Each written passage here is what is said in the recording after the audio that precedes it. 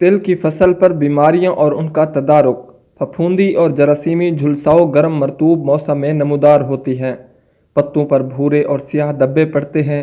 शदीद हमले की सूरत में सारे पत्ते और तने झुलस जाते हैं और पौधा सूख कर मर जाता है। जड़ का सूखा एक फफूंदी की बीमारी है जो जड़ों पर हमला आवर होती है, जिसकी वजह से पौधे मुरझा जाते हैं और फसल को बहुत नुकसान होता है। फ्लाइडी की बीमारी फूलों पर हमला करती है और फूल बनने के बजाय पत्ते से बन जाते हैं, जिसकी वजह से पैदावार बुरी तरह मुतासर होती है।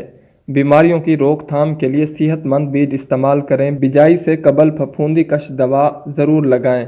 खेत पर नज़र रखें और बीमारी का हमला हो तो दवा का स्प्रे 2 से 3 बार करें।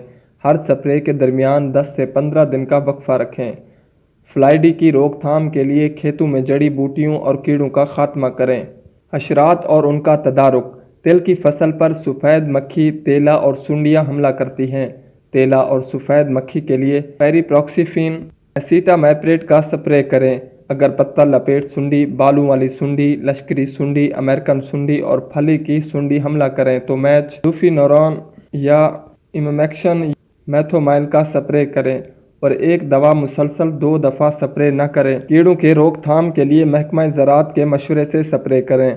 जड़ी बूटियाँ और उनका तदारुक। तिल की फसल में मुख्तलिफ जड़ी बूटियाँ पाई जाती हैं, जिनमें खब्बल, ब्रो, तांदला, लैली, ढोढक, कुल्फा और सवानक शामिल हैं।